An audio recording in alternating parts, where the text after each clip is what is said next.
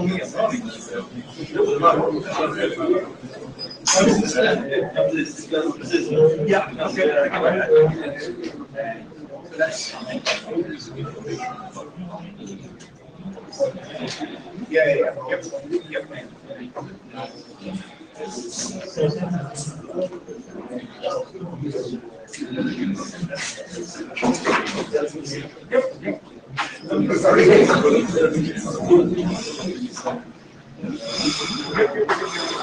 Yeah, so that's actually the overhead.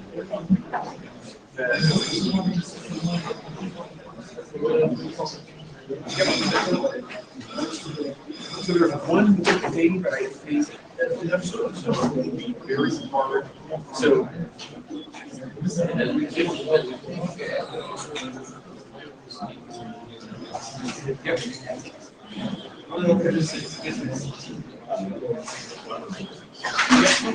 there's another thing you need. You need something that comes to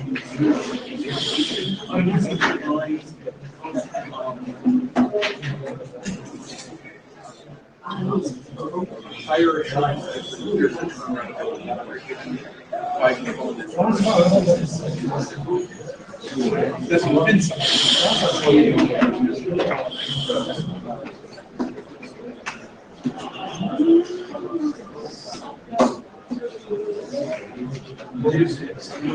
Okay, now I understand what you're saying. So there's a problem with that. And it is a guarantee for functions. We think you're able to provide right? I can always generate but it's a single time reflection. So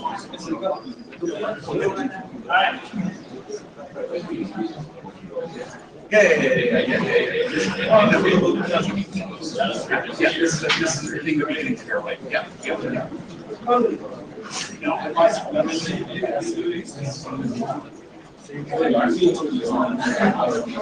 Started it all out.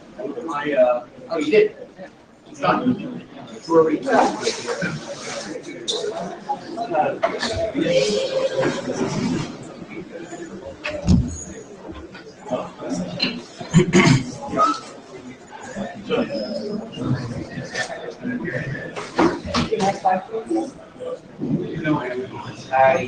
I told you I was going to send you. I told you I was going to send you a network.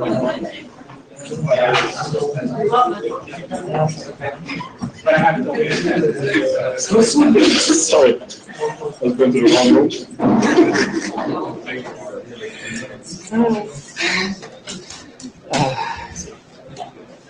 You're gonna present, or could you? If you mind, we can switch later if you want.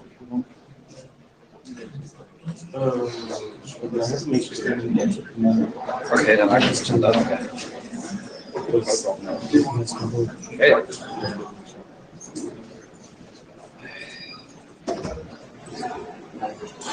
Okay, that seems to do this.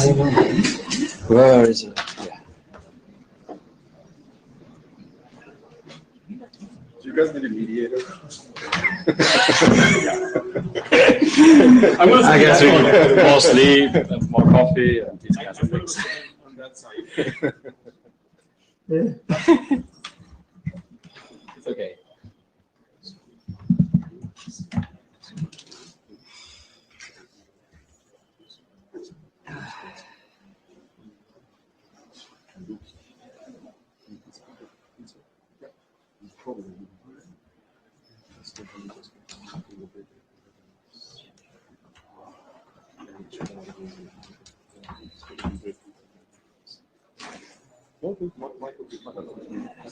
Some things I don't even learn about actually. That's the Okay. Boy. Read this. And read it loud. Everybody together. Yeah.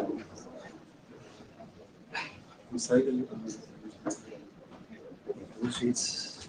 Yeah, but the is correct.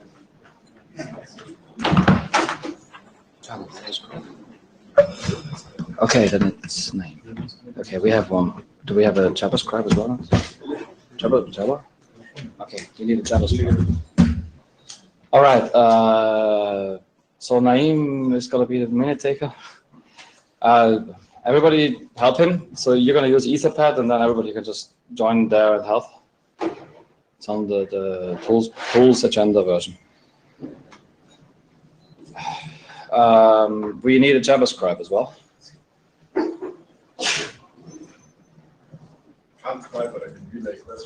Yeah, that's enough. Thank you, Lars. We got Naeem to take minutes.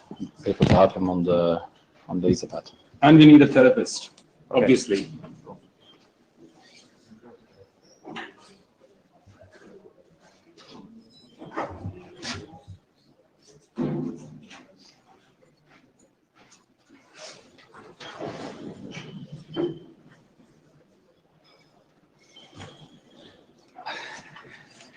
All right. There's some. Yeah. Before we begin this properly, I'll have to make an announcement. Everybody here, open their laptops, go to their mail clients, select the Iccrg mailing list, and delete the last 2 emails. Thank you.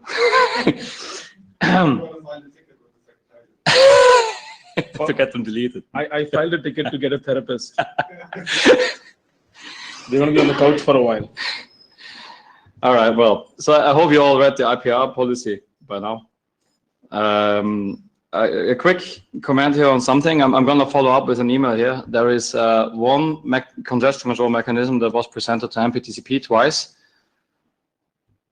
And it doesn't match their charter. They are working on rechartering. It's possible that it's going to match their charter in the future. It's possible that it's not. For now, the authors will be asking for feedback on the Iccrg mailing list. So this is just a heads up, so you know about this document. You know that you should maybe monitor the mailing list, and we'd be happy to get feedback.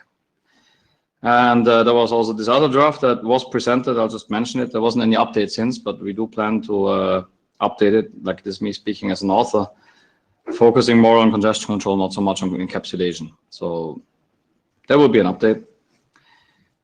And that brings me to the agenda, special agenda organized by Jana on congestion control in cellular networks. And I think we should get going. But you said you want to say something? Not very much.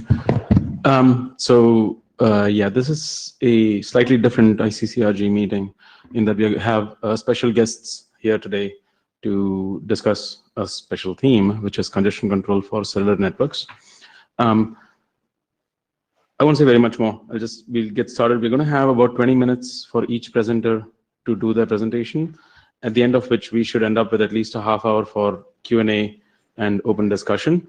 So the format is roughly the same as with BOFs in general, where you just have presentations, clarifying questions, or short Q&A for about 5 minutes if you want. But then we'll move fast to the presentations. We want to get to the end when we can have open Q&A with all of them at the front of the room. The goal is to, before we leave today, solve all congestion control problems for cellular networks.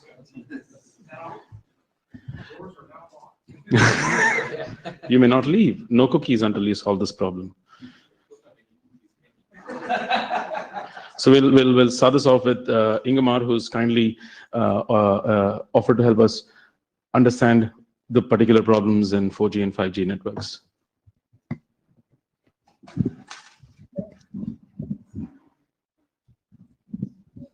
Thank you. And I'm not going to talk about congestion control issues or features with 4G and 5G networks and how it affects congestion control. Take the next slide. Yeah. And in summary, I want to point out these, at least the five sort of bullets that one shouldn't rely too much on RTT measurements when you're dealing congestion control with the 4G and 5G. And why I'm going to show. And also, if you look at inter-arrival measurements, then this could be noisy. So one should not pay too much attention to small grain details either. Packet pacing is something that is quite good. for in some cases and in general. And delay-based congestion controls can be a good fallback to combat buffer bloat, which is unfortunately quite prevalent in 4G networks and 3G networks as well. And so final, and I think high peak throughput versus low latency. You have to choose one or the other in general. And the first sort of overview of the LTE protocol stack, which is quite sort of abundant in its size. You have a couple of different layers that each play a role, and there are, in some cases, there are in the heavy debate. You will really need a RLC layer, for instance, and there are some reasons why you need it. First, the packet data convergence protocol layer. It handles things like zippering of data to avoid intrusion, and also header compression in it that is used in some cases, especially for VoLTE. And then you have and also if you do hand over, packets are actually halted in a PDCP layer. Downlink packets are halted in a PDCP layer pending for a time to set up the new sort of radio path and being retransmitted there possibly. And then you have a radio link control layer that handles packet retransmission possibly, and also in-sequence delivery, which is sort of the norm in 3G networks. You don't generally get out-of-order packets in an LTE network. Not for sort of best effort pairs, at least. And yeah, the RLC layer handles a few other things. It's sort of based on what kind of transport protocols you can get for the moment. It sort of chops up the packets in the appropriate sizes. And we also have something that in case you all of a sudden get much lower throughput, you can actually do a resegmentation of the packets to avoid that you get sort of stalled transfers. And there are probably a lot of other extra goodies there. The NAC control layer ensures the sort of short-term retransmission, which is called the hybrid automatic repeat request. And that is sort of a reasonably fast retransmission scheme. And that's about it. You can go on. And as I said, this MAC layer has a hybrid ARQ, and it works with. Sorry, do you want questions during, after, or how are we gonna? I have a question that you can come to maybe as you talk, and I'm wondering if specifically if the ARQ schemes for 5G have come a little bit. No, it will be sort of a consequence for. Yeah, I wonder if they're a bit cleverer for TCP-like traffic. But because the prevention of loss at all costs is not sort of the smart thing to do, and maybe 5G is sort of evolving in that direction. If you could touch on that, that would be great. Yeah. And yeah, okay, the hybrid ARQ deals with something called soft combining, which means that you can sort of combine retransmitted segments in order to increase the capacity in the network, more or less. And you have a roughly 10%, give or take, probability that you need to retransmit a packet. And also you have a chance that as you have only one bit in the uplink that signals was the transmission successful or not. And that is not overly strongly protected. You have a chance that a negative acknowledgement is treated as an acknowledgement. So for that purpose, you need a radio link control layer to sort of repair in some cases and retransmit on the RLC layer. And given that you have potential auto-sequence delivery on a MAC layer, use the radio link control layer to sort of order the packets again. And the reason for the need to order packets is actually that way back in the old days, TCP was very sensitive to packet reordering. And as we have seen the recent acknowledgement stuff today is not really the case. So today one might argue that you don't really need in-sequence delivery in 3G networks, 3GPP networks anymore, but you need to somehow cope with a legacy TCP stacks as well. I'll take the next one. And when we come to scheduling of packet traffic, and first one can say that schedule behavior is not standardized. There you can't really sort of infer some kind of a specific features or characteristics of scheduling. It depends a lot of what kind of scheduler that you're using. Now, using, for instance, a delay scheduler, which is used for Volta, then you sort of transmit. You have a high probability of transmitted packet if there are sort of delay, for instance, more than 80 milliseconds in the radio base station. And the most common for best effort pairs or default pairs is the proportional fair or the round robin scheduler. And then you have others like maximum channel quality index scheduler. And the scheduling has the impact on the IP packet delay characteristics. And for that, even though it does have that, you can't really sort of infer some special behavior because it is all vendor specific, how it's implemented. Next one. And as an example, we can look at this is the upper graph here shows how the congestion window grows for a sort. I believe it was a 1 megabyte or 10 megabyte segment in the initial phase, in the slow start phase. And you can see the IP packet delay in the downlink, which is blue, and in the uplink, which is green. You know, the uplink is uncongested, but for some reason here you have a decent amount of delay in the uplink. And the question is why, and we'll show that in the next slide.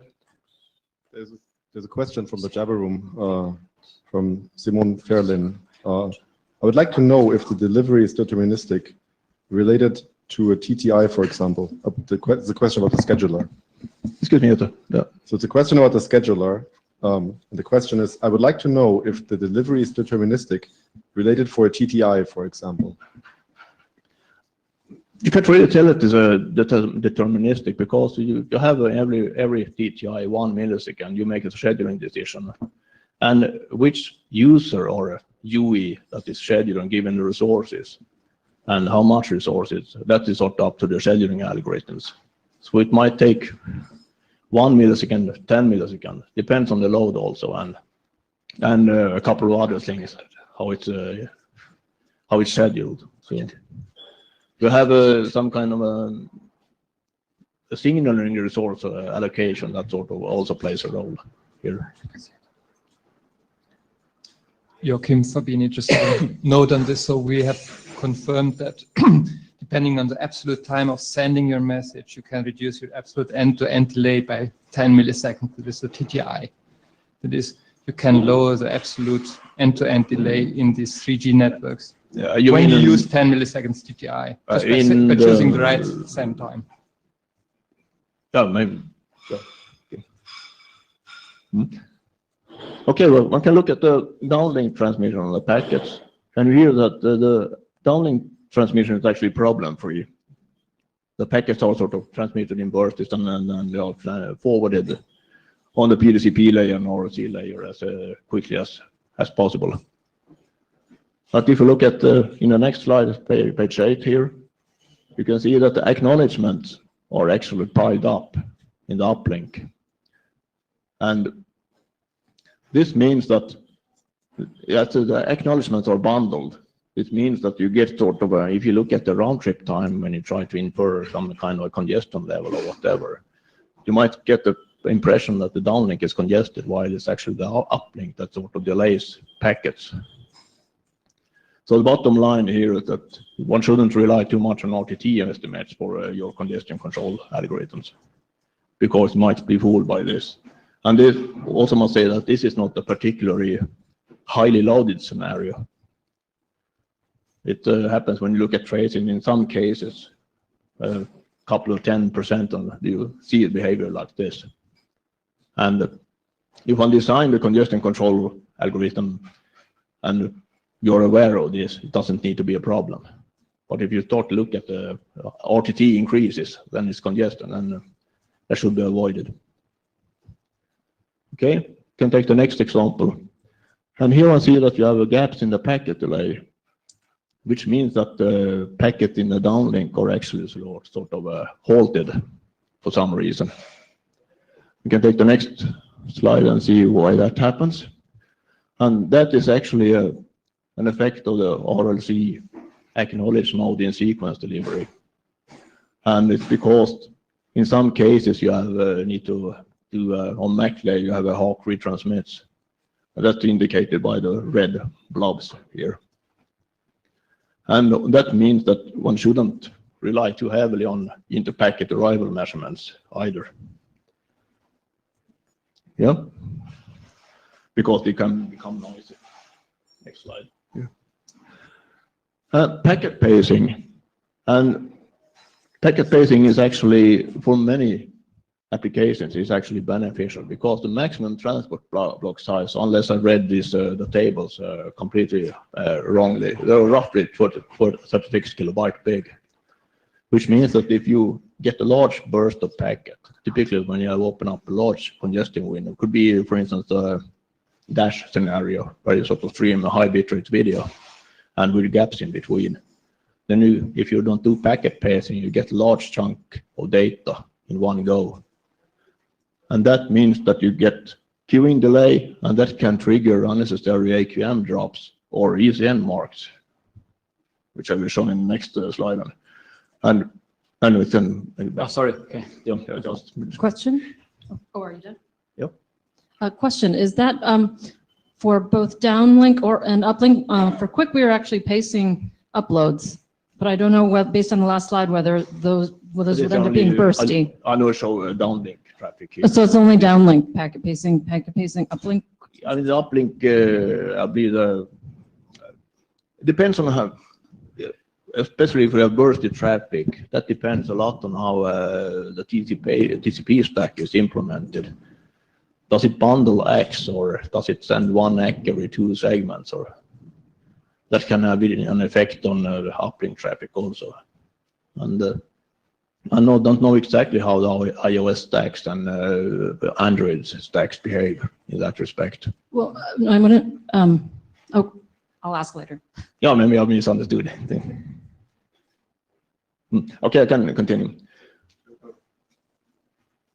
Lars, I got a suggestion actually for an outcome of this. And so there was a working group called PILC a long time ago, which was performance implication of link layer characteristics, which was basically describing to link layer designers what IP and TCP would like to see. I wonder if an inverse document would be interesting to do, where the 4G, 5G people would describe what mechanisms they believe would be good for TCP to maybe adopt. Just a suggestion. Yeah, that's good one. Yeah. And an effect of this is actually, if you consider lower AQM ECN threshold, which is the case with actually L4S, is that you have a higher risk of getting false congestion indications due to bursts. You can show the next slide and I'll show an example. And here we show this is sort of a video streaming case where you have a sort of a burst of transmitted, a burst of data. And you see that at roughly 47.5 seconds, you have a new burst of 600 packets, and that's roughly 880 kilobyte. And that sort of hits the RMC queue mainly. And you build up a large queue there, and it's not possible to transmit it immediately. And then you get sort of an unnecessary congestion indication with a ECN mark in this case, actually. I simulate ECN here. And the solution is here to enable packet pacing, and that solves this quite elegantly. Okay. And this shows an example A and B. The left one is what the pipey packet delay might look like if you have packet pacing off. On the right-hand side shows when you have packet pacing on. And you see that the queue buildup is much more consistent if you enable packet pacing. So packet pacing is a good thing to have when you try to services for LTE networks. Okay, next one. And When it comes to sort of congestion control for 4G and 5G, now we come a little bit down into the 5G. And you have a question, or?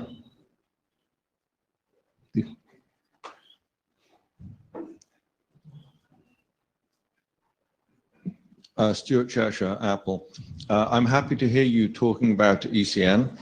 How much of that is theoretical at this stage, and how much is likely to roll out in real deployment?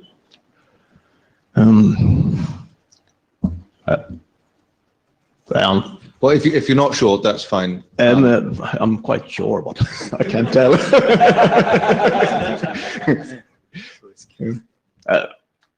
Unfortunately, I can tell at the microphone what Okay. deployment status is. Well, then I'll say the reason I'm asking the question is because in today's network, I see on many of your slides you talk about congestion. And I don't know whether this is what you mean, but a lot of the time when I hear people talk about congestion, they mean the network is broken. And congestion is not broken. Congestion is the normal state of the internet, because that's the way transport protocols are designed. The way you find out how much capacity is available is by pushing until it breaks.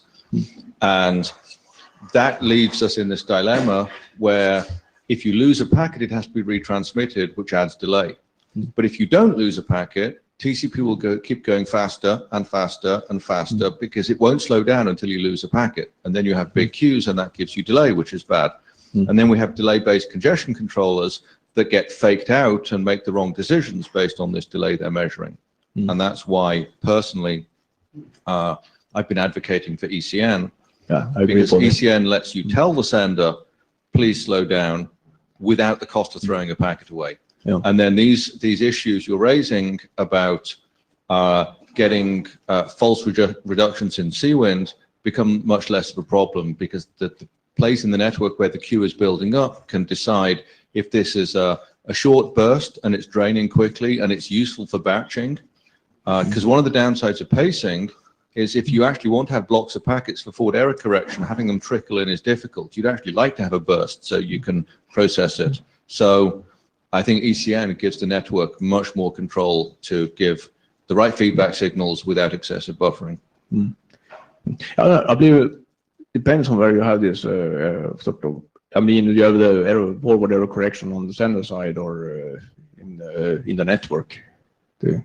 Depends on where it is. Wherever it is, we see a move, and I know more about Wi-Fi than LTE, but with 11AC, there's packet batching, but you can't batch packets if you don't have a batch. So actually having 50 packets at once to batch gives you really good throughput. And pacing actually is counter to that batching. And this is a little tension that we struggle with, which is pacing is good for some things, but it's bad for batching. And batching tends to be necessary for good throughput. And an FEC is a similar batching operation that works on a batch of packets, not an individual one. I believe it depends on how pacing is implemented. The pacing that I model here is actually that quite similar to what is sort of hinted in the Linux TCP stack, that you sort of in slow start you pace at the rate that is 50% higher than the estimated link bandwidth. So you'll have back-to-back packets. So, all right, thanks. I don't take a lot of time. I'll let you continue. Thanks. But I agree fully with statements of ECN. I'm trying to, I've been hammering people at Ericsson to try to make it happen. And thank you. We should eventually we might be there someday. So it's a long road. I think by now everybody's heard this, but right now in the iOS seed, 50% of connections are using ECN, and we're also talking to Android and Microsoft about following suit. I'm hopeful that in the near future, pretty much all connections on the internet will be requesting ECN. We're just waiting for the network to start doing it. Actually, sort of my advice to the audience, and if you sort of represent vendors or in some sense, to work on operators and ISPs, so that and because ECN from a vendor perspective here, and if you look at network vendor, it doesn't happen unless somebody's asking for it and in this case, very harshly. We're starting to run a little bit behind. Can you wait until the end of the presentation?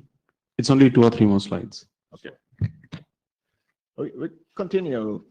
Please. How much time do I have? 1 minute. Oh, Go on, right, go on. Okay, well, I'll make it real fast.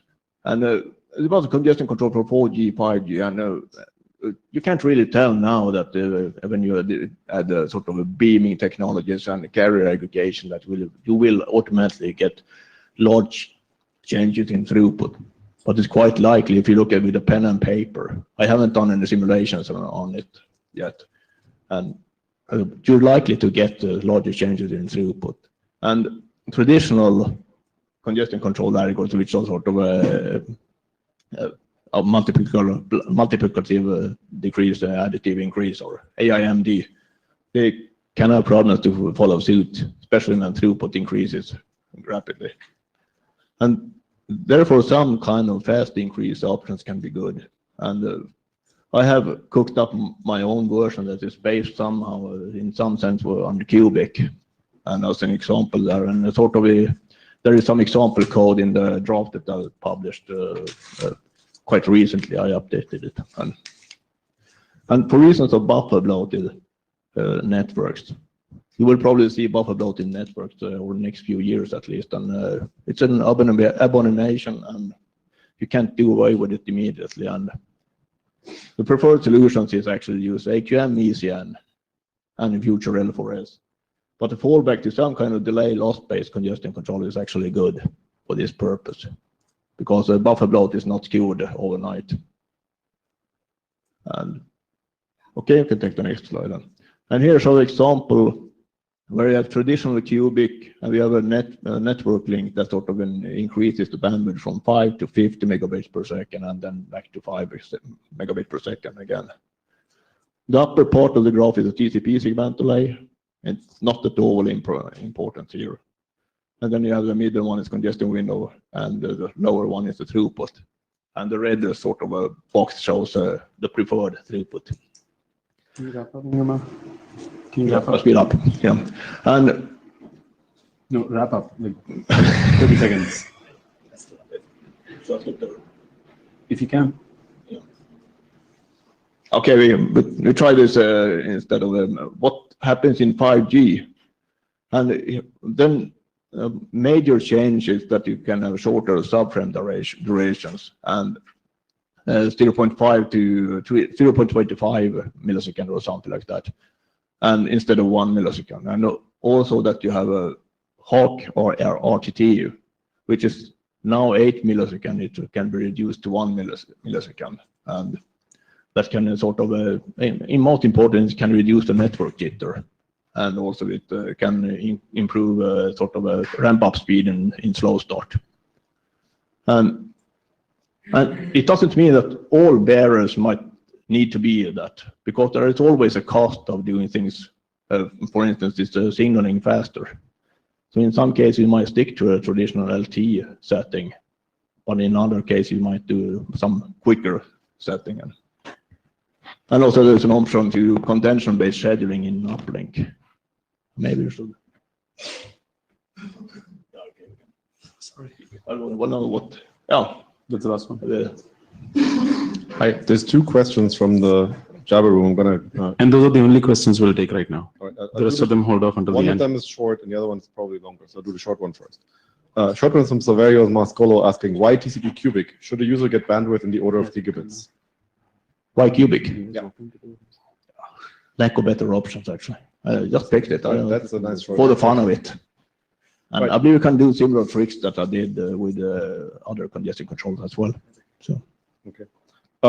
Second question is from Mo Dong, and it's a bit longer, and it's more general. It seems that the physical layer is doing a lot of care feeding for the upper layer to mask packet loss. Is it because TCP is too sensitive to packet loss? Shouldn't this problem, packet loss, then be solved directly in the transport layer? What is the loss rate distribution going to look like if you just turn off all MAC layer retransmissions? Oh, that's an interesting debate, actually. I know this discussion over that. And that's an excellent debate to have at the end of the session. So moving on to the next talk, Mo, the person who asked the question at the mic or through Jabber, is actually going to present remotely. Right. So thank you very much. Sorry.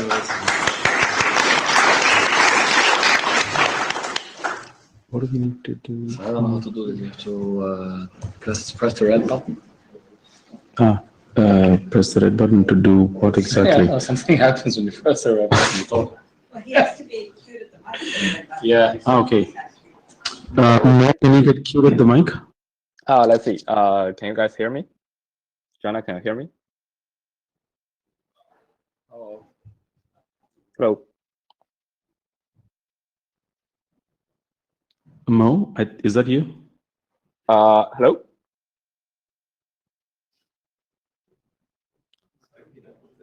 Hello. Hello, Mo. Can you try again? Hi. Hello. Oh boy. Yeah. Hang on. Yep. Mo, we're having audio trouble here. Can you try talking again? Hello. Hello. Hello. Hello. Can you guys hear me? Hello. There we go. Awesome. All right. Yes, perfect. Okay. Awesome. Excellent. Great. We can't see, but we can see your slides. So keep saying next. Okay. So I didn't know that I cannot control the slides. So hi, this is Mo. By the way, I'm from University of Illinois and I'm a PhD student. I didn't know I cannot control the slides, so I'm gonna keep saying next because there are quite a bit of transition in the slides. So I'm gonna today present our work on performance-oriented congestion control next. Next. Okay. All right. So this is a collaborative work with my colleague and my advisors and our collaborators in Hebrew University of Jerusalem. And next. Oh, okay. So next. Okay. So previous. Sorry. Yeah. So there has been so many different proposals for TCP over the years. It's a very legitimate question to ask: who cannot be happy with TCP, right? Next. So all the logos you are seeing are the companies that are using commercial solutions to boost up their transport. So many of them are actually not happy. Next. So if you take a step back and look at all these TCP variants, we can see that first of all, they are point solutions. They are trying to address a certain problem in a certain domain, and at the same time not solving the broader problem. And next. And even more worrisome is that even for this scenario, they are specially engineered for the way I observed, they are still performing far away from optimal. Needless to see, a lot of other problem of TCP next. So it is a very unfortunate to observe we are reaching here next is that TCP fails to achieve a consistent high performance even with so many years of excellent research put into this field. And next, what we will ask, why is it so hard? There must be something fundamentally wrong in TCP's architecture as a whole. Next. So what is TCP's architecture exactly? Next. On the screen, I listed several examples of TCP's congestion control algorithm. For Reno, we have one packet loss trigger congestion window half to half. For scheduled TCP, we have acknowledgement and congestion window will +1. And for cubic, time past 1 millisecond, congestion window will increase that amount. So next, now what all these guys in common is that they are basically next hardwired mapping between packet level events and certain control actions. Hardware mapping is a keyword here. Now, next. So all the TCP algorithm, if we look at it, is trying to define this table of event action mapping. So next, at runtime, what TCP is trying to do is basically doing table lookup. Next, a lot next. So basically, sorry, go back a little bit. Yeah, we can and go back one slide more. Yeah. What it does is that it does some action to the network, and network give you some feedback of a packet level event, like a packet loss or a delay increase by this amount, and it does some action. Now, if you ask TCP architecture, hey, why do you do this certain action if you see this event? Next, TCP will tell you that, well, because when I see this kind of a packet level event, I assume the network is in a certain state, and therefore I should respond with the action to improve the performance. Well, there is an apparent flaw in this argument. That is, if the actual network matches the assumed network next, the performance will increase. However, in many cases, like today's LTE cellular networks and many different other cases, the real network scenario doesn't really match the assumed network scenario, and therefore the performance will actually degrade. Next.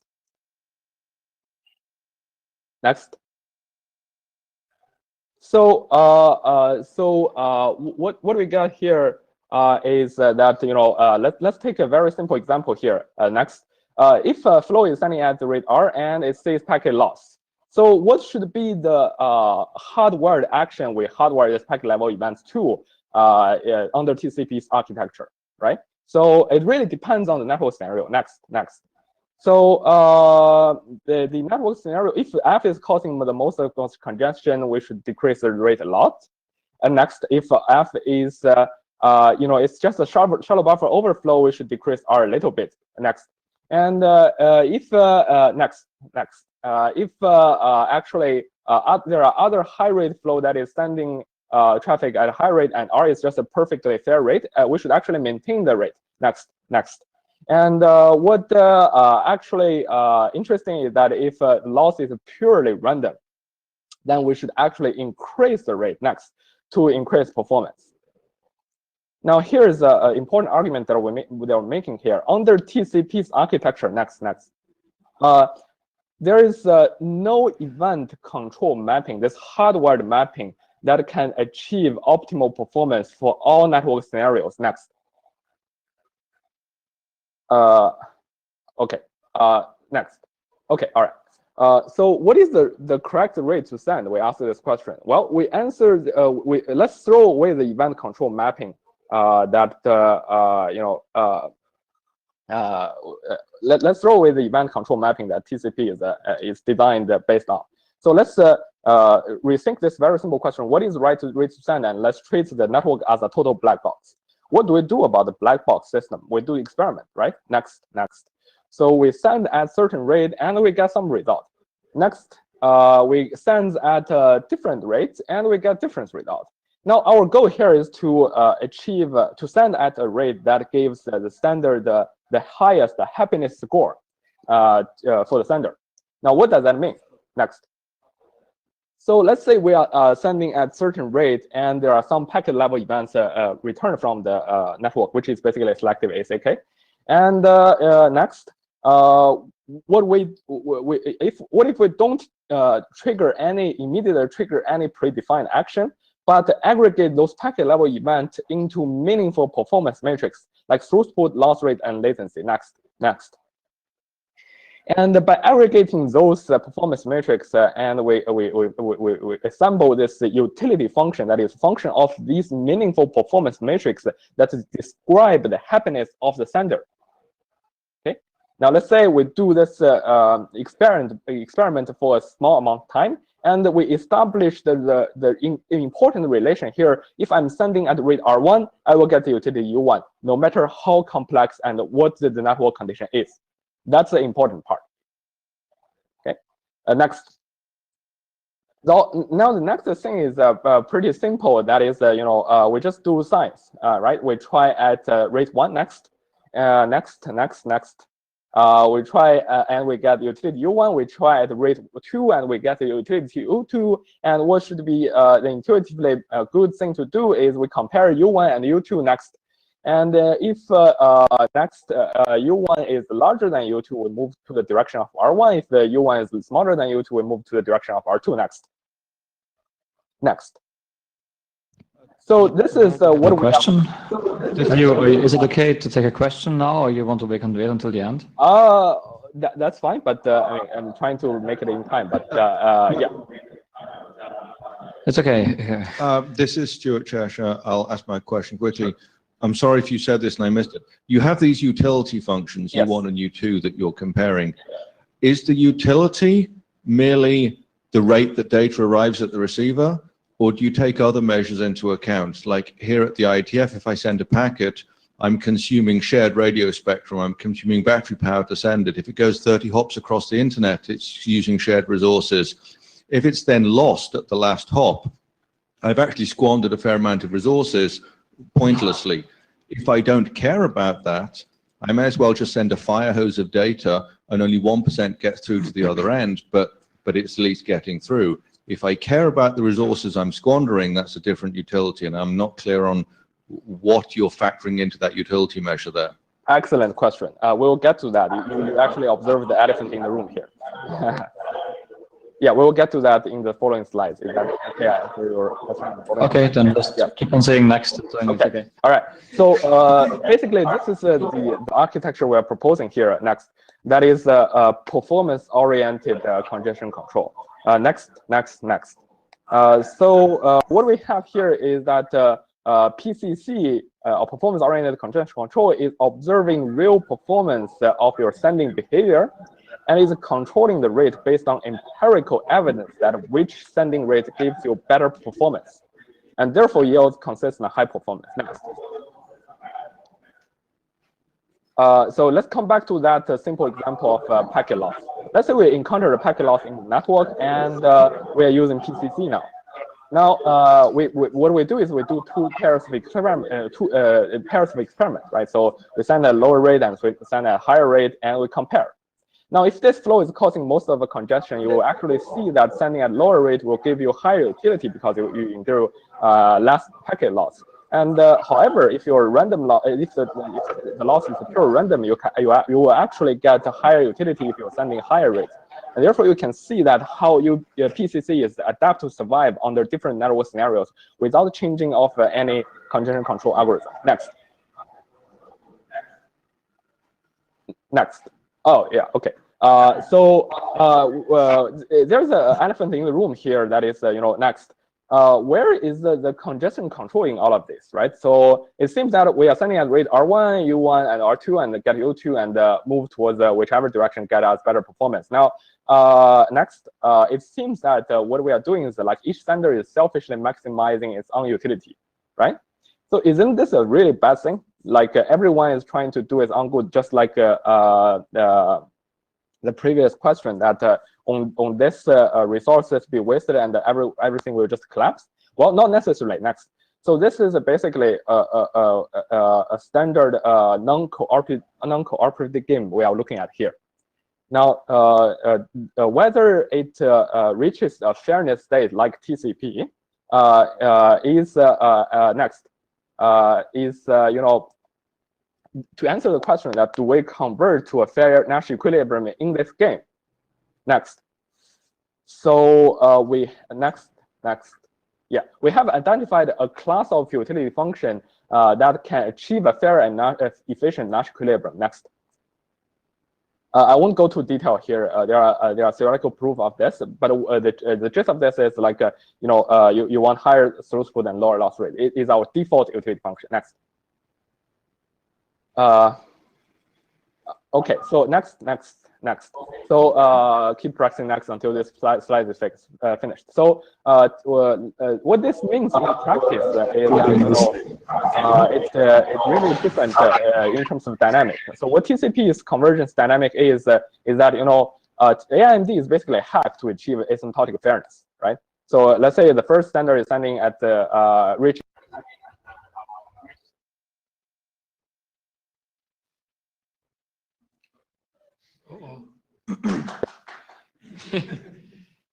Uh-oh.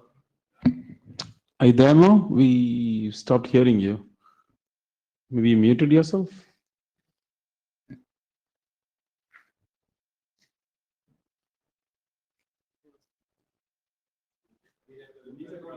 Circuit breaker, right? They know.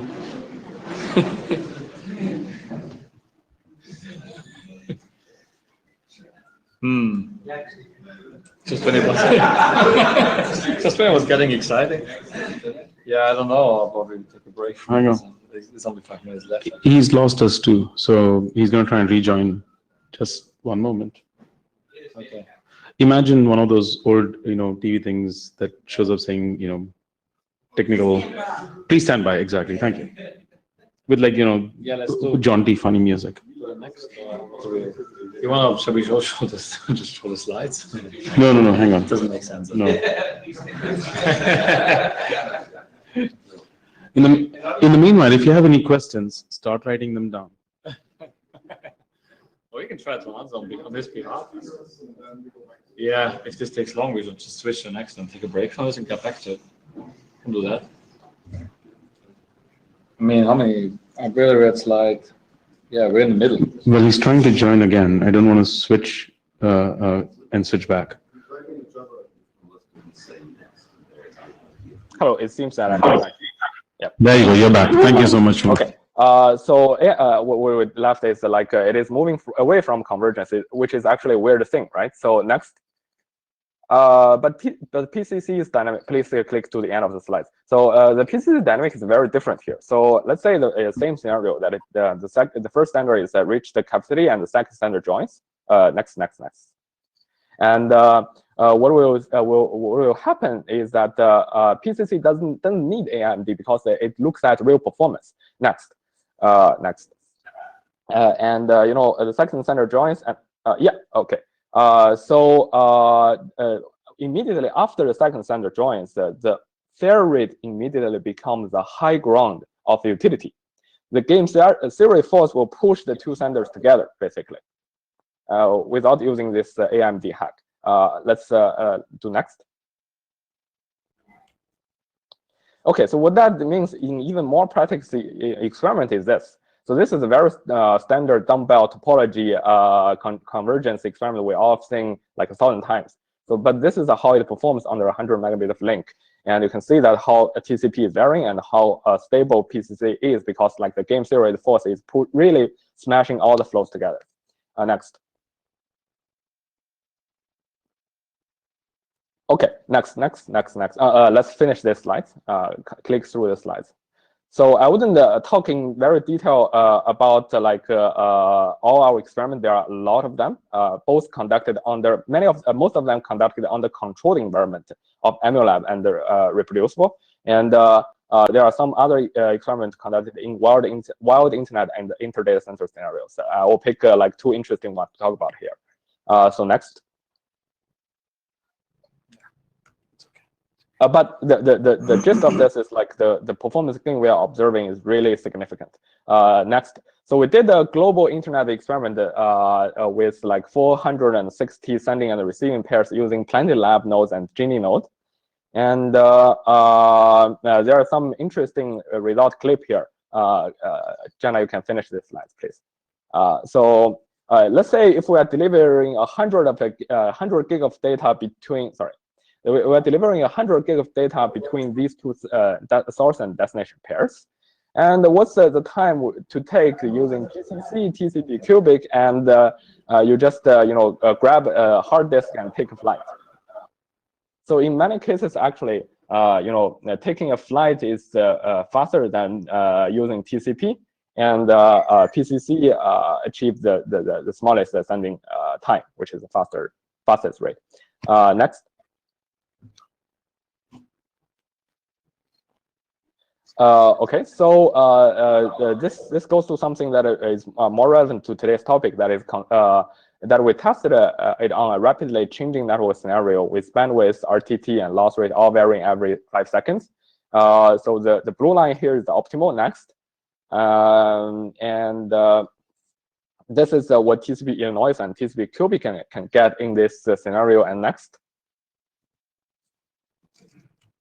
The red line here is what what PCC is achieving here. You can see that PCC is actually, because it observes performance, it doesn't really care about what network is, and it still always tries to get the highest performance, and therefore, operating close to optimal here. Next.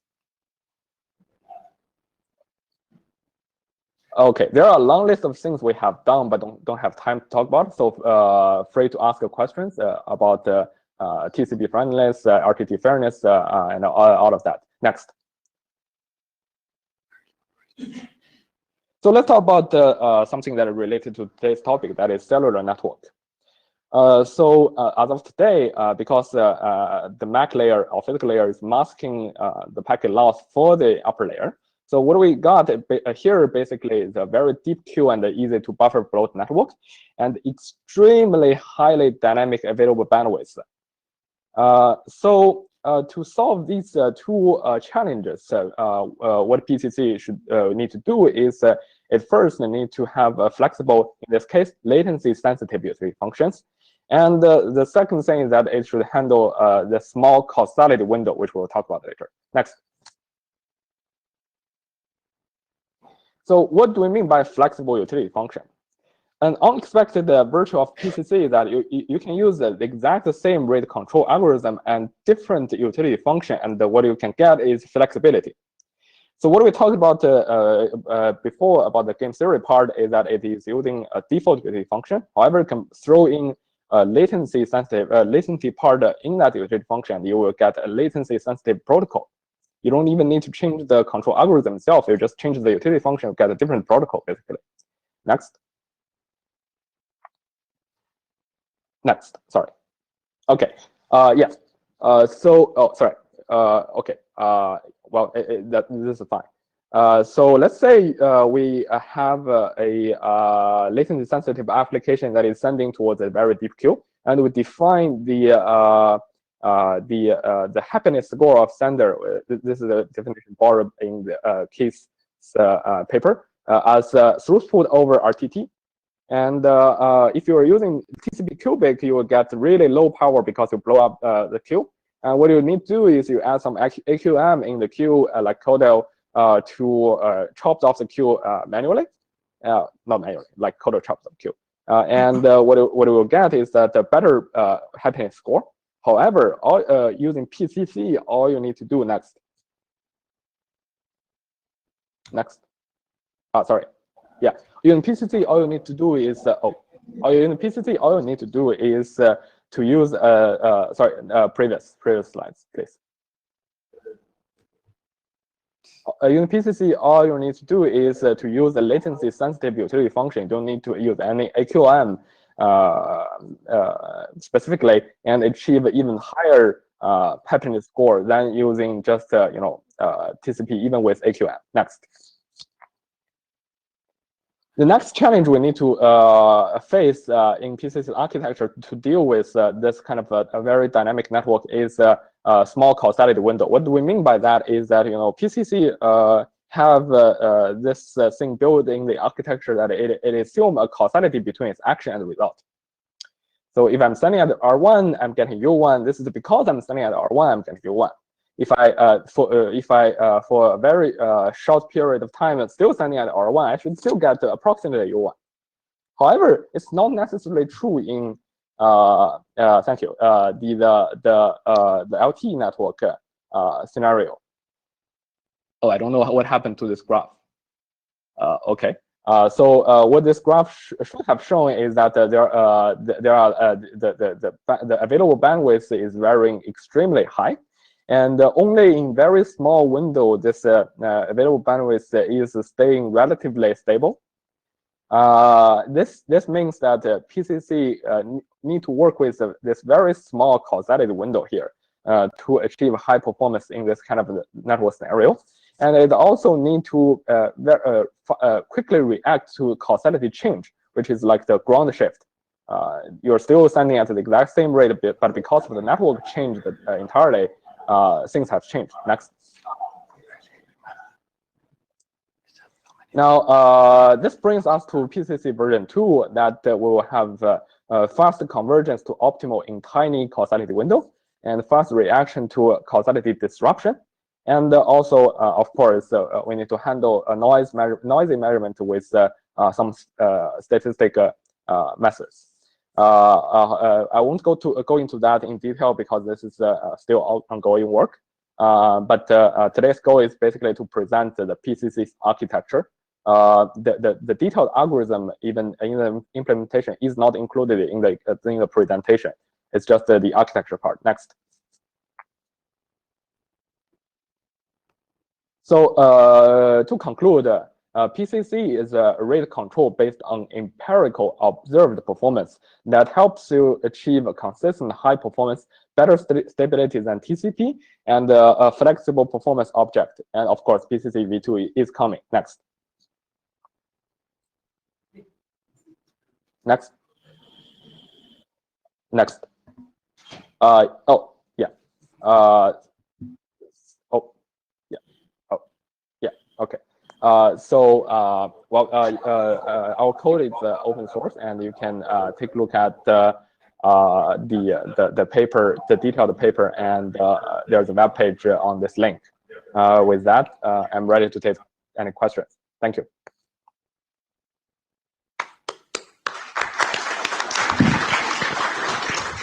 We're going to hold off on questions for now. Okay. And take questions on this at the end of the remaining two presentations. Okay. I will So, go to my right. Next, thank you again, Mo. Thank you very much. It's hard to do a remote presentation, and this is perhaps evidence that we still need to get things fixed. Not just congestion control, but many things, but certainly congestion control as well.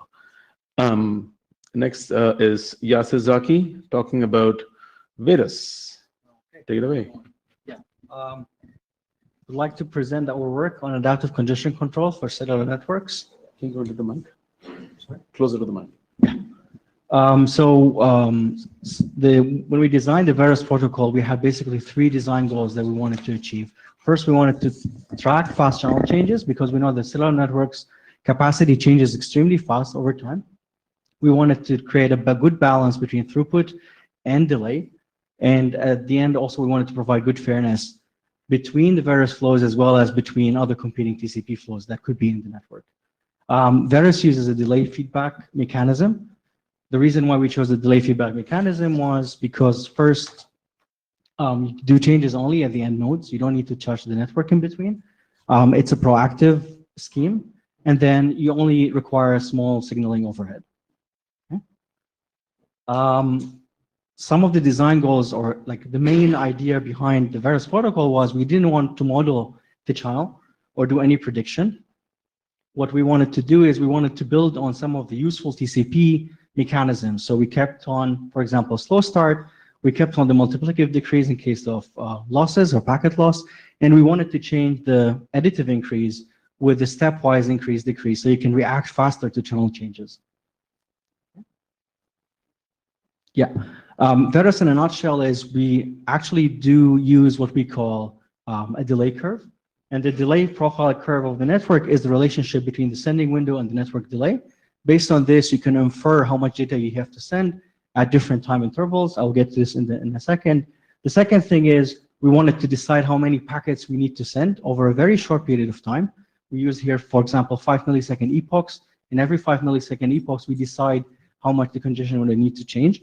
And then we enforce the delay estimate based on what I said is the delay profile curve. So you can see from here, for example, is the window over the next period of time at time t+1 is a function of the current delay plus the delta update or the delta delay that happens within the network.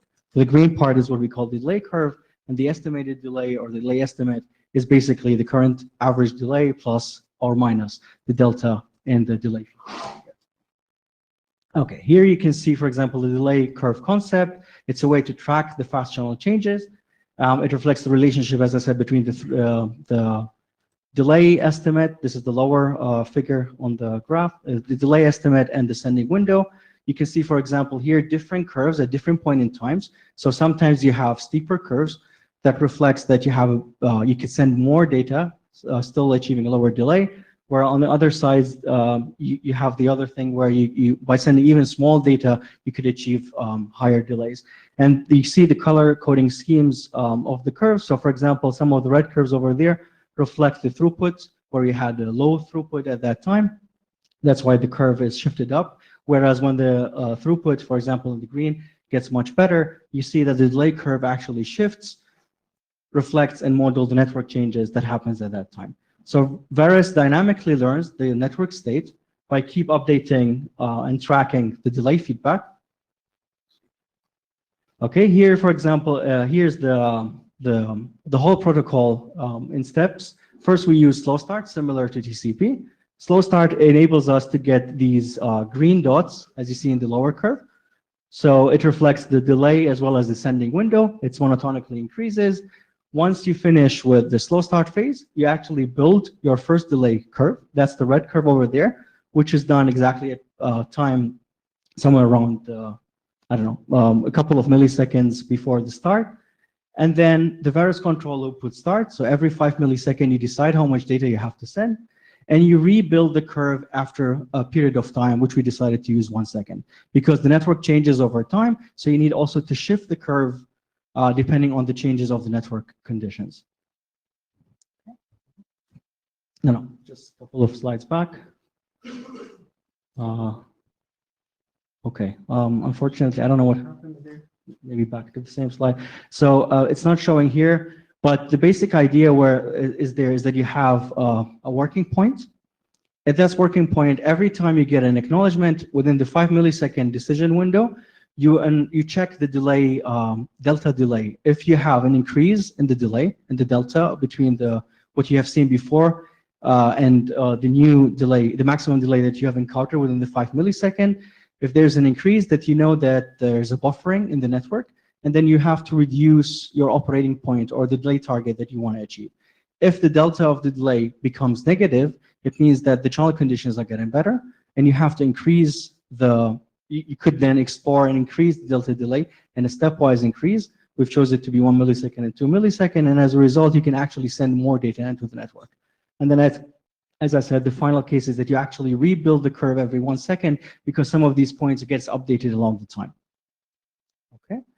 Here you see similar performance or like similar experiments that was done also by PCC. This was inspired by PCC. We did every 5 millisecond, you change the throughput from 10 to 100 megabits per second. The latency also get changed from 10 to 100. And as you can see, TCP/Cubic, for example, TCP Vegas does not fully explore the channel conditions, whereas on the other hand, Veris manages to explore the throughput and track all the fast channel changes within this rapid changing network. In here, we did some experiments over real LTE network. We used 3 mobile phones. They were tethered to laptops, where we run our Veris flows. And each phone, we run 3 different Veris flows, or Cubic or Vegas. And we repeated the experiment several times. And as you can see here, you see the throughput on the y-axis and the delay on the x-axis. As you can see, for example, both TCP/Cubic and TCP Vegas suffers from high network delay. They're more shifted to the right side of the curve. Whereas on the left side, you see Veris and Sprout.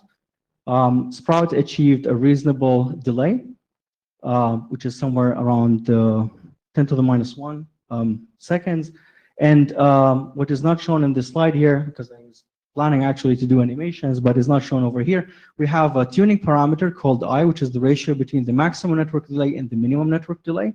And you can tune this parameter to get an advantage either in the throughput or in the delay. So by using a higher ratio between the maximum and the network delay, you can achieve higher throughput, but lower delay. And by tuning the parameter down, you can achieve even lower delay, for example, here compared to Sprout. But of course, it comes at the expense that you lower your throughput. The native Veris over UDP implementation is open source. It's on GitHub. But since then, we've been experimenting.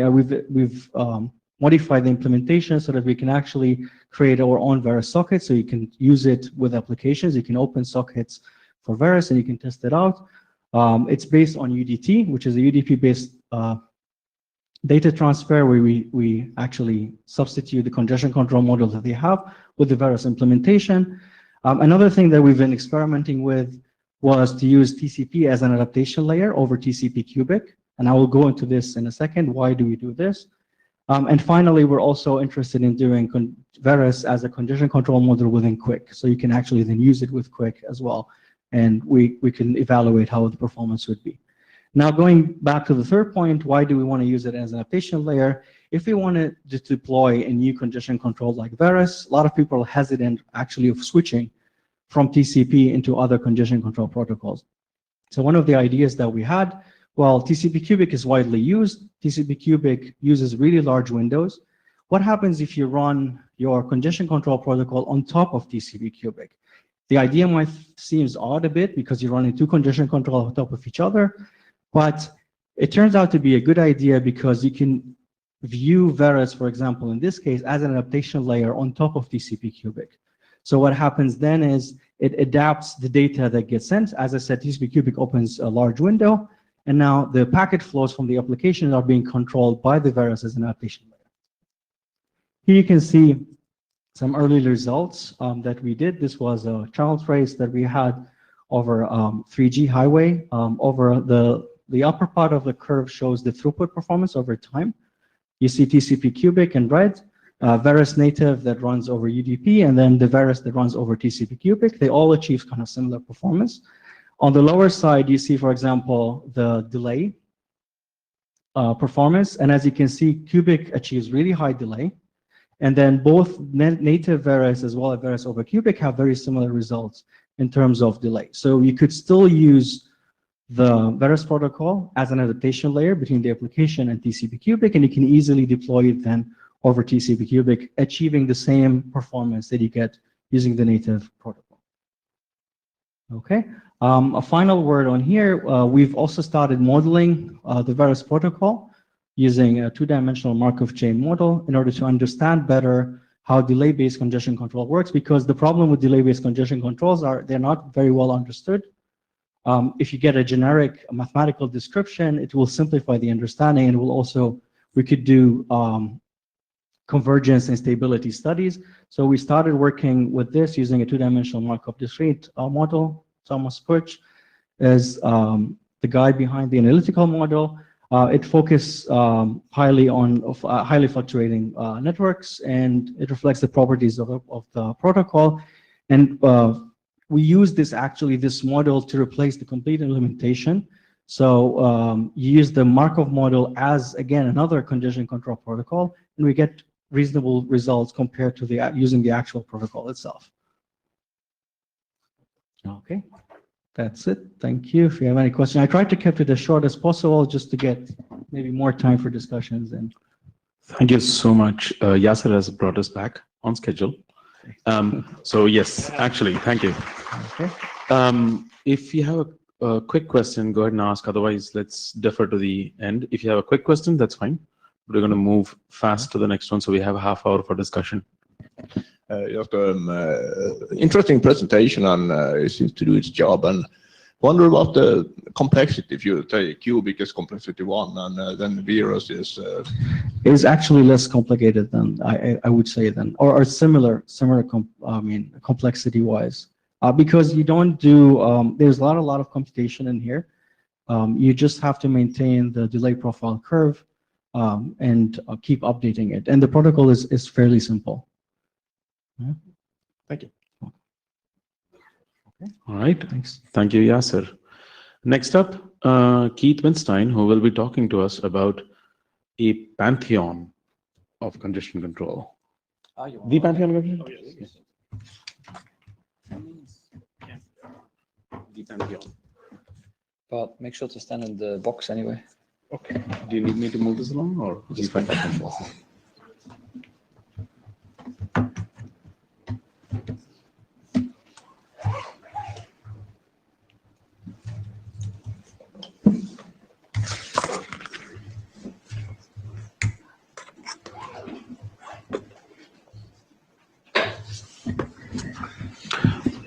While Keith is setting up,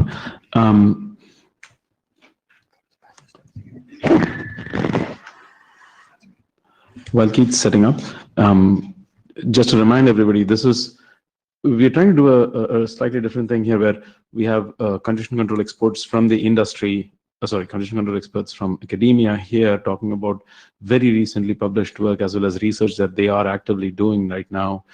In the audience, we have people from companies such as Microsoft, Akamai, Google, Apple. I see Ericsson, I see all sorts of different folks here. So please talk to them, because a big part of this whole meeting is not just to have them present stuff here, but to actually create collaborations if possible at all. If this stuff is not useful, tell them why it's not useful. If it's useful, talk to them about how they may get it deployed.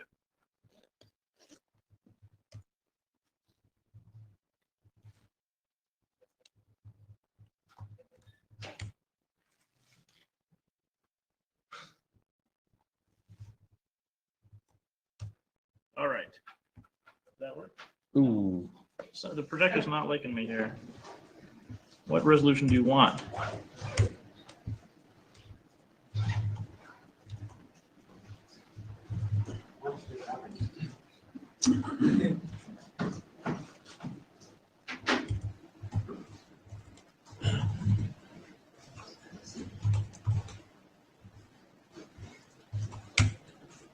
Yay. There we go. All right. Excellent.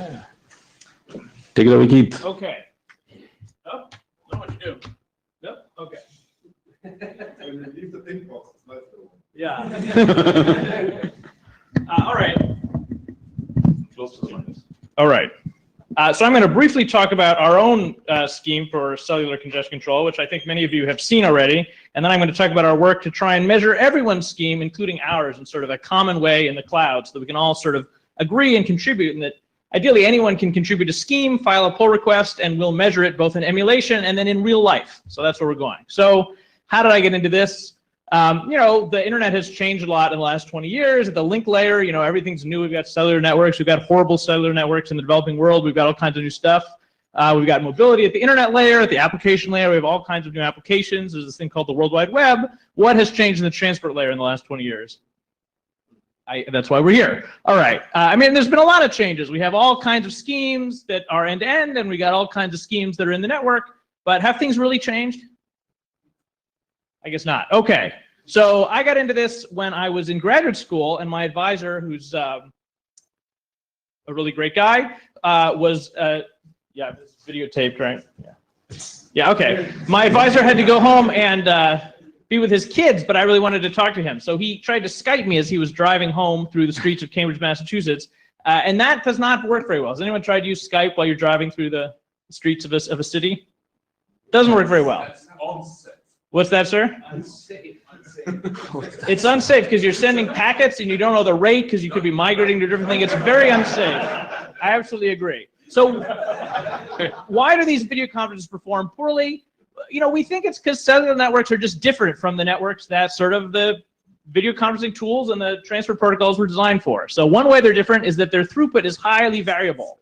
This is a real trace we got off the Verizon LTE network while we were driving around Boston. It's, you know, a lot of throughput, little throughput, et cetera. It's very variable. And number two is that the cellular networks are way too reliable. I think we've all talked about this, but this is, again, during one TCP download on the Verizon network. Sorry to keep picking on them. You know, you get these delays of 3 seconds, even 10 seconds. The remote speakers can only see slide 1 still. So whatever magic you did to the X, I don't know if there's anything to do with it, but I don't see how the Oh, that's okay. They can follow along. well, I mean, how would the remote speakers? Okay,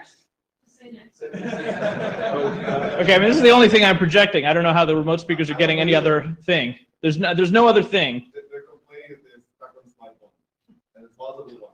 Are they like opening their own PDF reader? They need to hit. They need. For the remote participants, the slides are available on the materials page, and we are right now on a slide that says during a download, LTE delays packets for greater than 10 seconds. Anyway, okay, there's a lot of buffer bloat. So we measured this. We drove around. We collected traces from various networks, and then we put them into an emulator that is now, it's gone through some revisions, but now it's called Mahi Mahi. And the emulation strategy here is to, the recording strategy is to try and keep the cellular network saturated in both the sending and the receiving direction when we record. So we want to make sure the E node B and the baseband are not starved of the opportunity to transmit a packet. Whenever they can transmit a packet, they're going to have one in their queue. And then we just record all of the times that packets actually cross the link. That produces a trace. When we put that trace into the emulator, and originally the emulator had 2 Ethernet cards, and it takes in a packet on one of them, puts it at the back of the queue, and it delivers the packet from the front of that queue when there was an event in the corresponding trace. That make sense to everyone? Okay, so we did this, we did all these combinations. We ran the real version of Skype, the real version of Google Hangouts, the real version of Apple FaceTime on real computers, and I'll just show you Skype over Verizon LTE. So at the top here, we see the varying capacity of this Verizon network, and the red line is what Skype is actually sending. So we can see it's sort of underutilizing the network right now. Maybe that's a rational decision, but here we got a lot of capacity and Skype is not really using it. But look at what happens about a minute into this trace. Poor Verizon, oh my gosh, look at that. So the Verizon network sort of slows down a lot. The black line goes down. And that could have happened because maybe a lot of other people started trying to use the same E node B, the same base station, or maybe we got bad signal strength. We don't know why, but this is what we see. And what does Skype do in response? This is the red line for Skype. It keeps on trying to send at a kind of steady rate, despite the fact that the network has dropped out from under it. And what happens here? Well, it builds up a big in-network queue because there's more packets coming in than coming out. So suddenly everything's great, and then suddenly there's a 5-second delay. It's like Mo trying to talk to us in the last talk. So this is what we think is the problem, is the buffer bloat, self-inflicted queuing delay. So if we graph it on one of these throughput versus delay graphs, the better throughput's up here, the better delays over here, so the better protocols will be here. Here is Skype. The delay is more than a second, and the throughput is about 1 megabit per second. I don't know if the throughput is that important for these applications. I mean, you can get stuff through with a megabit per second, but a 1 second delay is pretty bad. I see. So, we tried to build something that was better. We built this protocol called Sprout that has a real opinion about what the goal is. It tries to get the most throughput, but it's subservient to the bigger goal, which is trying to keep the delay less than 100 milliseconds. We want to have a 95% chance that the delay will be less than 100 milliseconds. That's the goal of the protocol. So how do we do this? Well, we try and model that variation in link speed. And then at runtime, the receiver tries to infer the current speed, predict the future speed with a fuzzy probabilistic estimate, and then the control strategy is to send as much as we can while still keeping that 95% probability. So the first thing we did was to take some data to figure out how to estimate the link rate. We looked at this distribution of inter-arrival times. And I initially took some initial data that was like this part of the graph, and I said, oh, wow, this is really a Poisson process. It's quite clear. It's a log process, a Poisson process, and I told a bunch of people that, and I was walking in IETF in Vancouver, in 2012? Something like that. Yeah, and I bumped into Andrew McGregor and Tim Shepard standing out there, and I was like, I just discovered this Poisson process, and Andrew McGregor goes, no, you don't know what you're talking about. I said, by golly, I've looked at all the data, it's a Poisson process. And Andrew McGregor says, you academics always think you have a Poisson process, you just didn't take enough data. These Poisson processes are very easily mistaken, flicker noise processes are very easily mistaken for Poisson processes if you just take more data. I was like, I don't think that's true. So I went back to my hotel room and I took like 4 hours of data from Kendall Square, Cambridge, which at that time was a ghost town, so there's no one else using the eNode B. And Andrew was right. Actually, if you take more data, we do have one of these heavy-tailed processes, and now it really does look like one of these flicker noise processes. So Andrew is very smart, and I got a job at Stanford, so it all worked out for both of us. So that's one thing we observed. The other thing we observed is that on the sort of average basis, the capacity varies kind of like Brownian motion. It goes up and down. So we built a model that is consistent with those observations. I'm not going to say this is the truth. I don't know that the god of Verizon is really doing this to us, but this is consistent with our observations. So that's the model, and then at runtime, the receiver just basically counts the number of packets coming in every time step and updates some probability estimate on the current rate. And then it makes a fuzzy prediction in the future, assuming that Brownian motion is going to continue without evidence. And then the control strategy is to take, we have a sort of cautious forecast at the 5th percentile, the number of packets that are going to come in. It looks like this, and the control strategy is just to look forward to that 100 millisecond goal, and that's how many packets you get to send. And even if you don't get another update, if time evolves, you can send a little bit more packets. But eventually, you're going to need a new forecast. So that's the strategy, and let's just look at how well it works. So same black line and red line as before, but now we have the blue line from this algorithm. And it's really trying to keep the delay about at 100 milliseconds, 95% of the time. You can see when things are good, it's actually using a lot more capacity. But look at that event about a minute in when things got bad. Somehow, where the red line infringes on the black line, the blue line is able to sort of see this congestion event or the badness event coming and stay below it. So where the red line builds up a big delay, the blue line, the Sprout algorithm, doesn't. It's not that it's clairvoyant, it's just making a cautious forecast, and so it sees the possibility that it could exceed that 100 millisecond delay budget, and it tries to stay below it, and so it doesn't have the delay problem. Now, it might not have a very good video stream here. We're really stating an opinion that it's better to have reasonable audio now than really good video later. That's the opinion of the protocol. So let's go back. So on these graphs, here's lead bad and Vegas and compound TCP, these sort of delay-based schemes. Here's TCP cubic way over here, really awesome throughput, terrible delay, and then here's this Sprout algorithm. And then that's on the downlink. Here's the uplink, same sort of picture. Here's the Sprout algorithm. If you average over all 8 links we looked at, compared with Skype, we get about an 8-fold reduction in the delay. And I think Mo alluded to this earlier, but the effect of running these sorts of, I'll say, delay conscious or buffer bloat conscious protocols at the endpoints is sort of comparable to the effect you would get if the carriers or the people that make equipment for the carriers deployed AQM. So I think we all seem to agree intellectually we need to fix buffer bloat. Fixing buffer bloat could mean changing the endpoints. Or it could mean writing a lot of letters to Qualcomm and to Verizon and to Ericsson, asking them to fix the buffers. Either way, you could sort of help this. I'm not sure we've been very successful with either strategy, but it's not clear one is better than the other. Who thinks the Ericsson, Verizon route, Qualcomm route is going to happen soon? The operators are not allowed to answer this one. Okay, well, I think anyway, we'll find out. It's hard to predict. Okay, so this is what the picture looked like before me, and now it looks just completely different. So, the question we said, well, if we can do this, can we do even better? So one thing we tried to do is really systematize this. So we made a contest. I've done this now once at MIT and 3 times at Stanford. Well, we tell students, okay, you got to beat this. So we have the whole experiment packaged in this Mahi emulator, which I'll show you.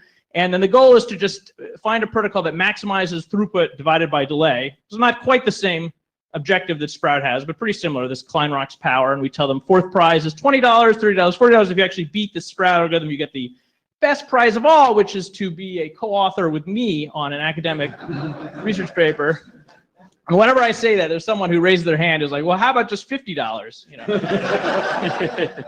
But we actually did publish that paper with the winners of the contest. And I'll show you a demo of this Mahi emulator. Let's see if we can do this here. All right, so the idea of,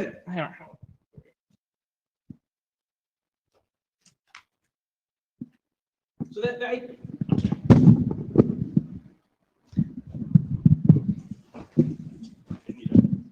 TED Talk mic. Okay. So the idea here is that it would be nice to have a common language when we try and run these programs over emulated links. So we have this series of sort of composable network emulators. So if I'm from here, if I try and ping Google, Google is about 13 milliseconds away. And if you look at my network devices, I have, ETH0, WLAN0. I guess WLAN0 is probably the one I'm using. Let's see. Yeah, I'm using WLAN0. But That's okay. sorry, it's bad. Yeah, okay. But anyway, we can now open up a little container here. I think so. Man. Okay, we can open a container. We can say Mahi delay. Let's add an extra 100 milliseconds. Oh, man.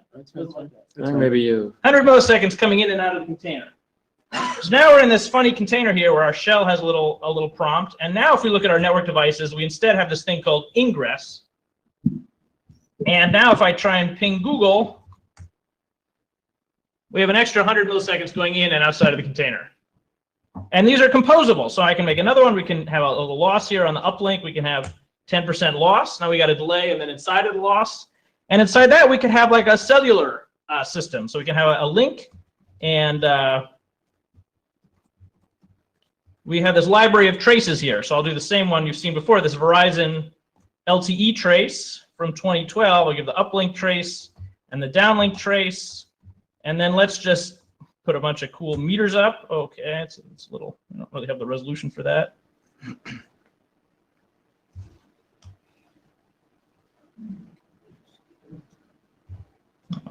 Okay. Chairs, did you detach any Meet Echo equipment earlier? Because they say that's why they can't stream. There was a splitter on the VGA cable that they run the Meet Echo thing off. It's a comment.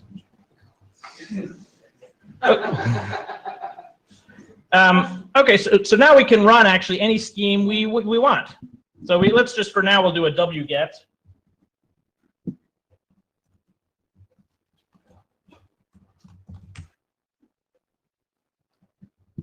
So we can download here, and you can see here's the downlink utilization. The shaded region is how much capacity there is on this emulated Verizon link. And the blue line is what the sender is sending, and that's TCP cubic on some website. And then the red line is what's coming out of the queue. So the red line can't go outside of that red shaded region, but the blue line can. And over here we see the delay in the buffer. So it got up to like 4 seconds. So that's buffer bloat. Okay, so that's the idea of these mahi-mahi tools that have reproducible network emulators. And we have a sort of library of traces we've collected. Okay, so again, I'll get back to that. These were the results of our first contest. So here was Skype, and here's our algorithm, and here's the best you could possibly be. We gave this to 40 students, and they were rewarded with the prestige of co-authoring a paper with me, so they were highly motivated. So they made 3,000 attempts. And here's all 3,000. And what I like about this is it does suggest there's a sort of, I think, as Ingemar, I think, alluded to, there's a sort of frontier here of sort of throughput versus delay trade-offs. Now, I can't tell you that 40 MIT students are like an oracle for what's possible in congestion control, but if we assume they are, then some protocols might want to be here, some might want to be here, but there really does seem to be a trade-off between sort of throughput and delay. Sorry, what was that? This is on one particular link. What's up? Okay. Okay, so we have a website for this contest. I'll skip that. What we believe is that the best algorithms seem to use multiple signals. So the idea that you have to be delay-based or loss-based or ECN-based, that seems to be a false choice. They actually all seem to be important. So we want to set up. So we want to set up a sort of. I'll just skip to the fun part here. We want to set up a live benchmark where anyone can submit an algorithm, and it gets run in emulation alongside all the other algorithms. And then, if it's good enough, we run it on a library of real nodes that we're putting in the real world, like not the industrialized world. So we have something called the pantheon of congestion control here, where anyone can submit a pull request. And we have a whole bunch of schemes already. We have Leadbat and PCC and Quick and Scream and Sprout and Veris and Vegas, and we can actually run all these. And we run them, and actually in the cloud, there's a continuous integration test that runs all of them. And then it produces a PDF file in the cloud that everyone can see the results. So here are the actual results from running all these schemes in the cloud over a particular emulated link. This just started working about 20 minutes ago. So this is a completely auto-generated graph. So we can see, for example, there's some schemes like TCP cubic that have really good throughput, but also really high delay. There's some schemes like Ericsson's Scream scheme, which I think Ingemar, I don't see him, but. No, I would not say that. I would say it has the best delay of any scheme here. All right. And, well, I think it's only trying to send 1 megabit per second. I think that's all it tries to do. And then here's WebRTC. This is an actual Chromium web browser sending to another Chromium web browser a media file. We run that in emulation. Here's PCC that we heard. Here's Veris. Here's TCP Vegas. Here's the Quick Cubic toy server. Here's Leadbat. Here's Sprout. So all of these schemes run in emulation, and we can all sort of see and agree on the results because it all runs in this sort of objective outside reference. And we get little graphs. I love graphs. So here, for example, here's the results for Quick. Here's how it did on the, I think Mo showed one of these graphs, but the shaded region is the link, and the blue line is what Quick sent. And anyway, you can run these for all the schemes. And then, ultimately, we want to run them actually in real life, like on a weekly basis on a whole bunch of boxes. Right now, we have basically 2 boxes. Ooh, 3. Look at that. They just plugged it in. Okay, so in somewhere unknown Nepal, we have a box there, and we've got some other boxes in Nepal, and then some boxes in Stanford. So ultimately, I want you to send me all your schemes, file a pull request, and we'll run them in emulation. You'll get a dot on that graph. You'll be part of the contest, and also we'll run it actually in all over the world. So I think that is sort of the future of congestion control. Is we're going to have a continuous improvement, a Kaizen, where everyone can submit their best schemes, and we'll all just sort of agree on. We'll agree on something. We might not agree on what links are important, and we might not agree on what. Okay, we might disagree, but at least we'll disagree with sort of an objective outside reference. So I'll stop there.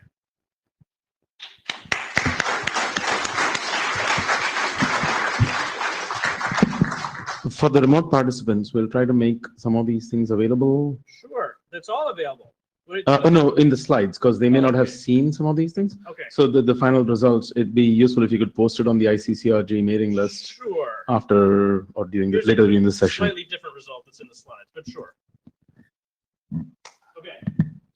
All right. With that, we are doing really well on time. We have 25 minutes. We're not letting Keith show more of his slides. because they're very cool, but we'd like to encourage everybody to come up here. Can all the speakers come up to the front? If you want to bring your chair along, it's fine.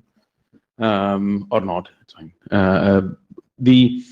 The next 25 minutes, I would encourage everybody in the room to very actively engage with our congestion control experts. We have invited congestion control experts. We have congestion control experts in the ICCRG group who are sitting here in the audience. And we have people who are looking for new congestion control answers to real existing problems that they see every day in their networks or in their deployments. So I really hope we can have a productive conversation now. Hi, this is Sanjay. I'm from Verizon, so I really just got up to for Keith to have a face to the name that he's been using, and so I think the presenters here, starting with Ericsson, this was really very good. And one thing I really want you to know that at this time, there's one tool that we use for congestion control, and that tool is keep adding capacity. So I think with that tongue in cheek, what I really want to say is that we're definitely looking for some of these innovations that come through. Anything on the explicit congestion control notification, ECN. So any scheme that helps help us kind of see the congestion that is building up is definitely something we would like to engage with and work with and do experiments and see what we can do in the network. So let's have dialogue and see, how we can do any other trials with your tools that you have. Thanks. I'd actually be very curious. I think there's a certain community that I'm part of, and maybe Yasser's part of it, where it seems to us quite clear that the carriers and also the baseband chip vendors should be deploying AQM and should be deploying ECN and should have done it, 10 years ago. First of all, how can we understand sort of the obstacles? And yeah, what are the obstacles to stop deploying RED or CODL or PI? Almost any AQM scheme we seem to think would be better than the sort of infinite buffer blow to the status quo. I don't want to speak for everyone here, but can you help us understand how can we help you deploy AQM and ECN?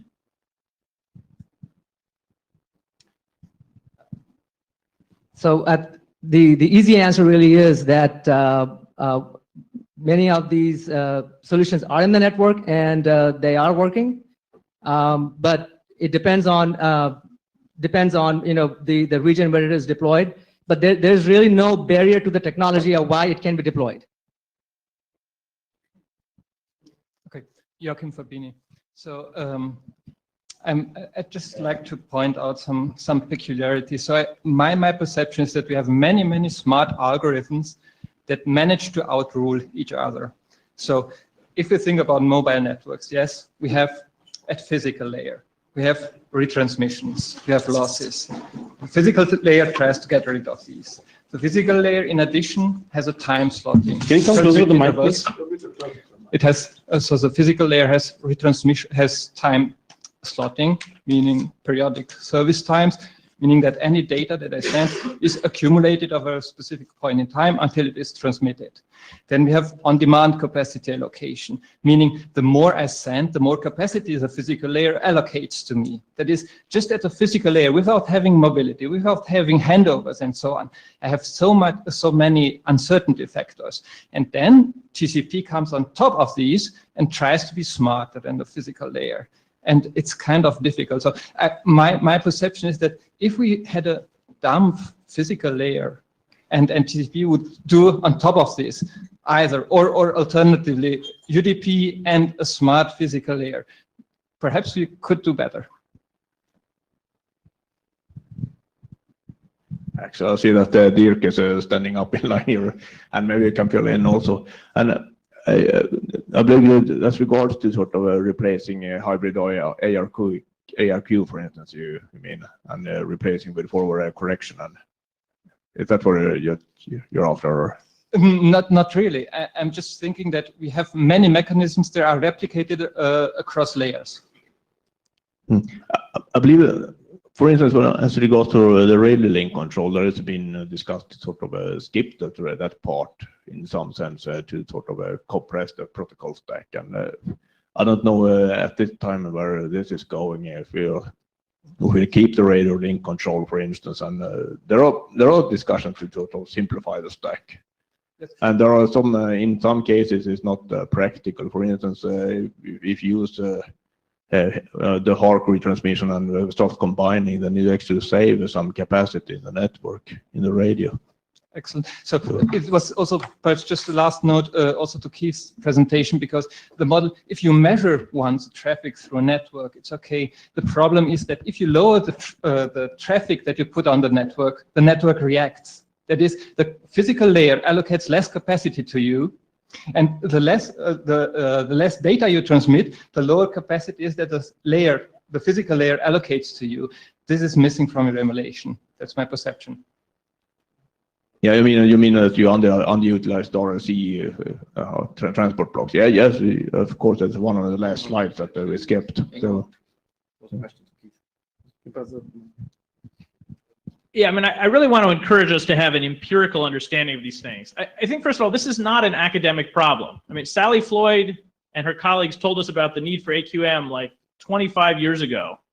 To be deploying networks today that will queue a packet for a minute was well prefigured. I mean, Sally Floyd she's not here, but I think it's quite clear people should not have deployed those networks. I don't think it's an academic problem it's like not a philosophical problem.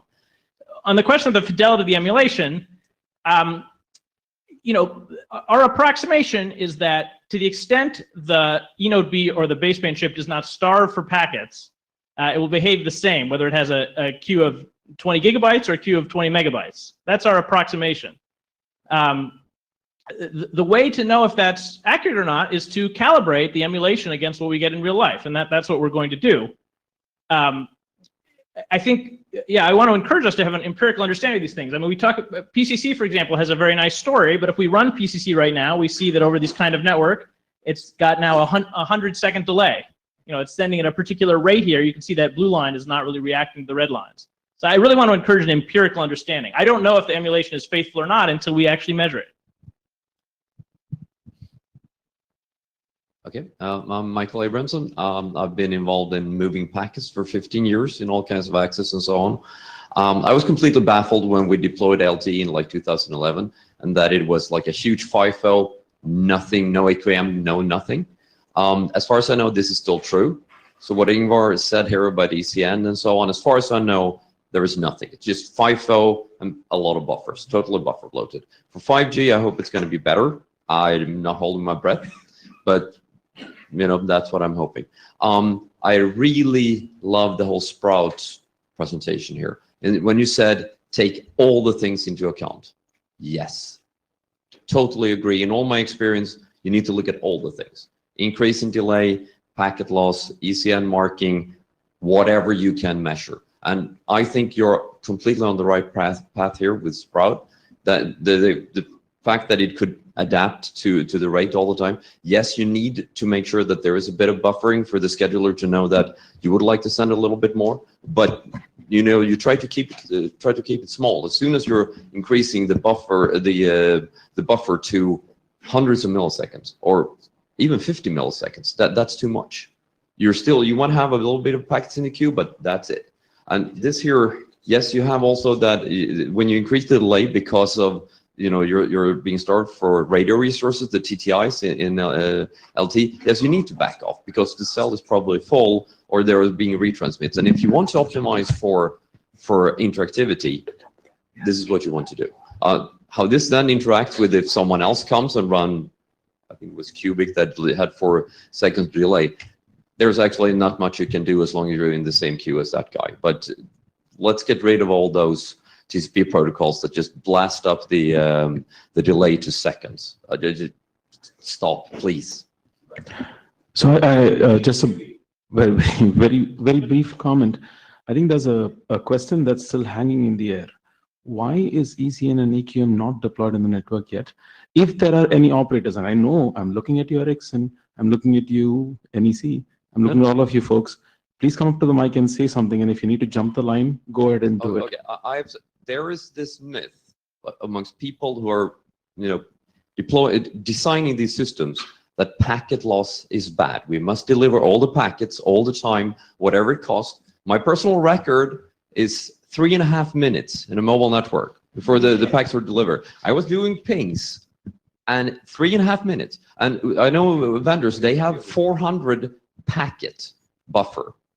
No, I think we agree on the problem. Yeah. Yes, but it's like, there are a lot of people who don't know what this does to the customer experience. And who and how do we address this problem? Do you want to come up ahead, Dirk? Jump the line.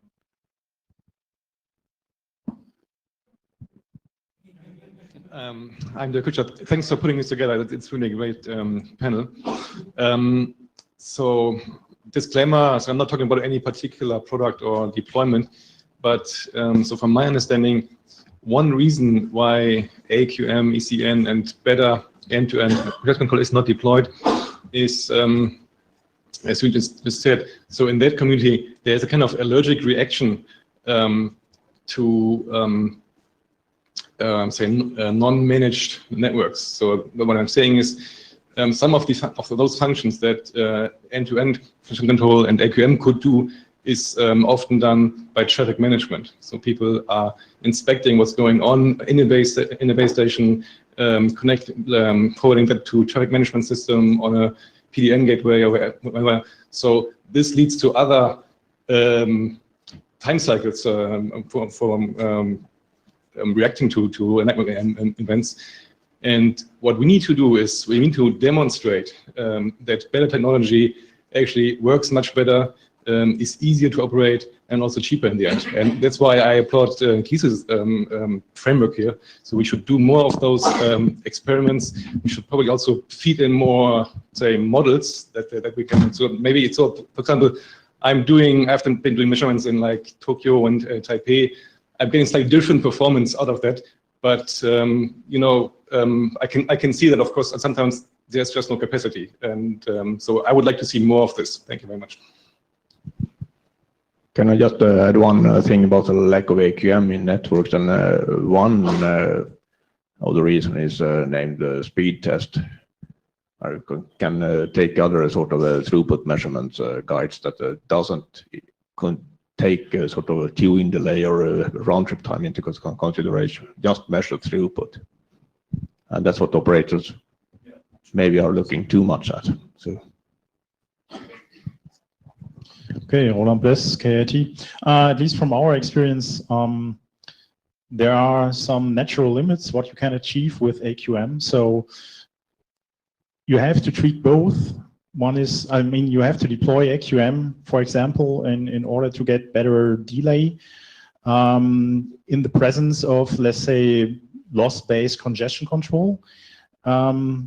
On the other hand, let's say the delay-based congestion control variants have problems with coexistence of the currently deployed schemes, right? So they get just suppressed by cubic and other stuff. So you can't use them easily together. So yeah, if you have multiple flows, AQMs can achieve good performance, so high utilization, and achieve low delay at the same time by having loss desynchronization. But if you want to do that for few flows, you have to change the congestion control scheme. But this one right here shows cubic over codal as having pretty low delay and pretty high utilization. That's not a change in the endpoint congestion control. That's simply deployment of AQM. Yeah, sure. That's okay. But is that for single flows or multiple flows or? Look, I think anything I have to say about buffer bloat was said by Sally Floyd 25 years ago and by Jim Geddes 8 years ago and Andrew McGregor. And there's many people who have said this better and earlier than me. I think the costs and benefits of AQM have been very well studied, and everyone agrees that the benefits outweigh the costs. I should just stop talking. I don't have anything novel to contribute. Yeah, my point was that AQM alone doesn't give you the best performance you can have. That is So is you true, need but it's also a to change huge end-to-end improvement over the concept. status quo. If you're Yeah, telling me exactly. that, And I'm not against it, right? Deploy it now. Ooh. I mean, this is a $1 trillion industry. If you're telling me that they're not deploying AQM because they need to win speed test, like, anyway, I want to hear what the next people in line have to say. I'm going to stop talking. Hi, Joanna Kulik from Google. So one of our main concerns is actually has been talked a little bit about is fairness. Our own flows compete against our own flows, and we've definitely seen things that we've experimented with and looked at it and we're like, this reduces buffer bloat and it's awesome. And it gets low delay and throughput. And when we put two of our flows against each other, one just sort of eats the other. So I'm just kind of interested in like, how are these things going to interoperate? You know, we're not going to move the whole internet to, you know, name your favorite newest congestion control algorithm at one time. And so how will these things coexist, and will one big one eat, you know, a small one? And do you have a metric in Mahi Mahi or a way in Mahi Mahi to see how they're working, you know, the same algorithm against the same algorithm or against other ones? We intend to do those tests, both in the synthetic test in the cloud and also the real tests in Africa and Nepal and our various locations to run those things, but we're not doing that yet. Go ahead, please. We've also experimented a bit with fairness, at least with Verus, Proud, as well as Cubic, and they all seem to be kind of fair in each other. You don't get this one flow that eats up all the others. AQM helps. Definitely. Yeah. With Reno, I think we checked as well, but not. I'm not entirely sure. I don't remember right now. No. Andrew McGregor, also from Google. Thanks for the shout out, Keith. Thanks Now, for the job. that's cool. Now, I stand in a very different place in Google to most of the other Googlers who've come to the microphone, in that as far as the rest of Google's concerned, I'm their network operator. And we run a system called Bandwidth Enforcer that is very, very analogous to a 4 or 5G network's traffic management system. And one of the problems with it is that measuring what a source of traffic would like to do with the network is really quite difficult. Please don't deploy anything like Bandwidth Enforcer without doing some research beyond the demand estimator that's in the published paper, because that thing is horrible.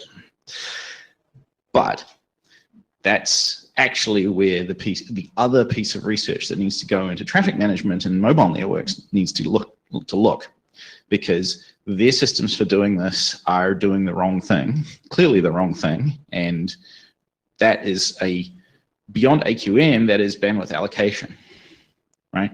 Admission control for the network. It's a hard problem. I'd really like to talk to some people about it. We have published a paper on it, so you can see what we did.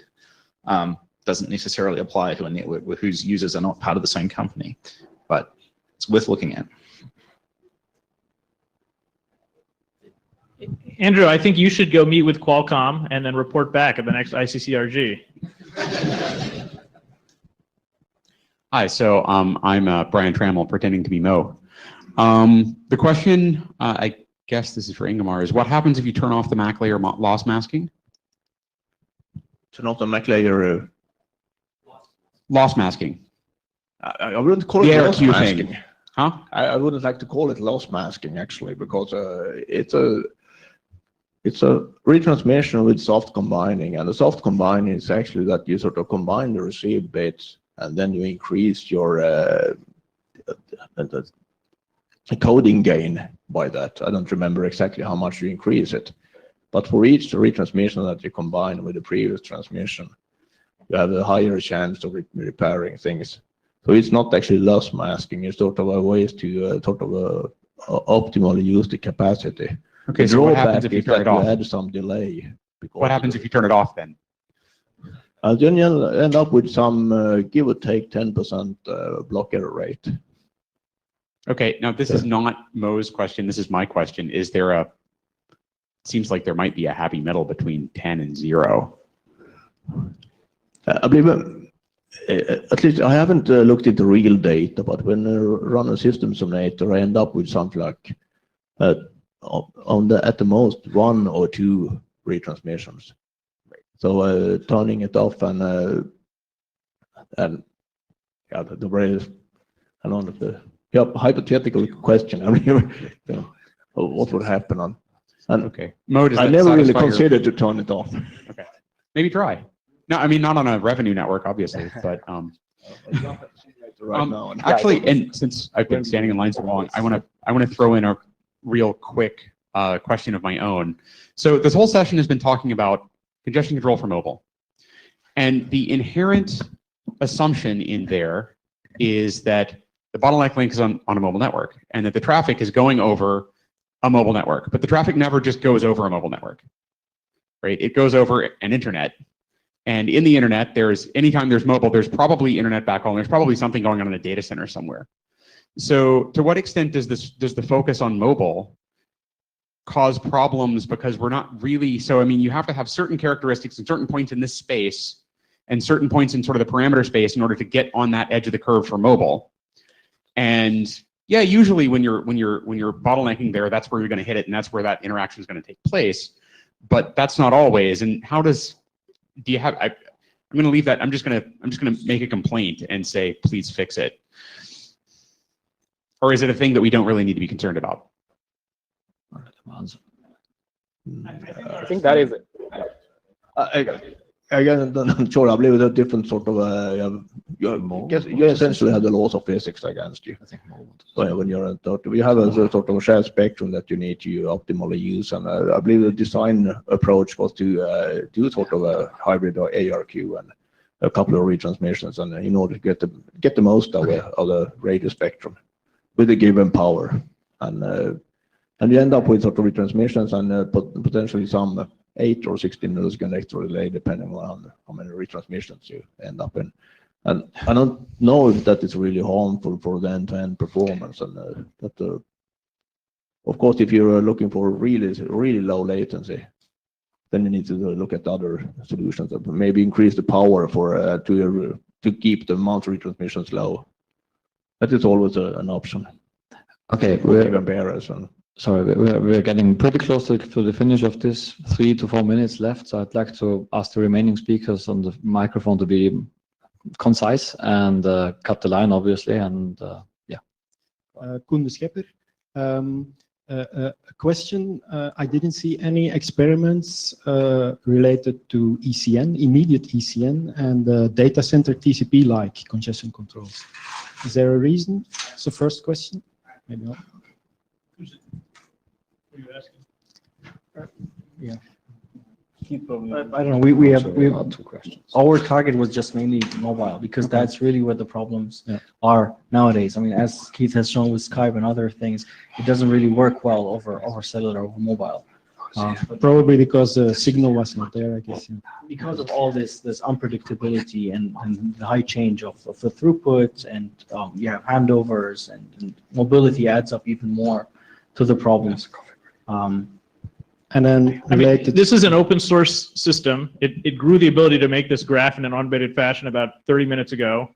We accept pull requests that add scenarios to test, and we accept pull requests that add schemes. I would love to have both kinds of pull requests. Okay. So, then related to why ECN? We have to move on to the next question because we have exactly 2 minutes left. It's quickly. No, we have 3 more people behind you. Oh. You're going to have to skip. Okay, Michael Lorenzo. I think that the realization is in the future it's going to be people behind buffer loaded, people are going to be on mobile, people are going to be behind lossy, lossless, all the kinds. And transport needs to do this. The AQM needs to be done in the network. We need to do all the things, all the toolboxes we have, but some is not going to be fixed, some is going to be lacking. You can't push it somewhere else. Everybody has to work together. I have no idea how to do that. Yeah, I agree with everything you said, except instead of saying in the future, I would say 1998. No, let's move on. Stuart Cheshire, there was an earlier comment that all users care about is the throughput because that's all they see when they look at speed test. I think there's some truth in that. I just want to give a quick shout out for DSLreports.com where they show the round trip time as it varies during the upload and download. Right now, the IETF network's getting a B for buffer bloat, so could do better. Christian Wittemer. It's a follow-on on the comment that Cubic is making it messy for everybody. So basically, you try to be nice and you are sharing the bandwidth with a pig, and then you are in the mud. So it's a kind of prisoner dilemma that you want to be nice, but you know that if you're going to be nice, you're going to lose. So there is a known solution to the prisoner dilemma, which is a tit-for-tat strategy. And I would like to put that as some kind of contest. I mean, could someone invent a congestion control that is mostly nice, but does a very mean tit-for-tat when they find a pig on the network? Yeah. So with that quest for the Holy Grail, I want this conversation to continue. I would like us to stay here into the next session, but Michael will kick me out first because he's chairing the next session that's happening in this room. Oh, you're not, so we can stay here. All right. As long as we lock the door, somebody needs to hold the doors locked. But I would like us to continue this conversation. I think this is a really important conversation. I'm sure that the people in the room who care about all of these questions will agree. Continue the conversation on the ICC-RG mailing list.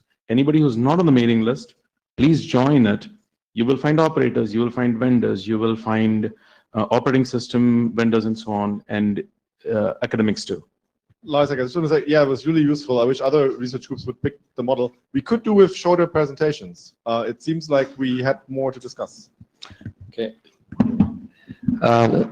Those who leave, if you haven't signed the blue sheets on the way out, the blue sheets are lying there. Please sign them. And please come meet the guests and make them work for you.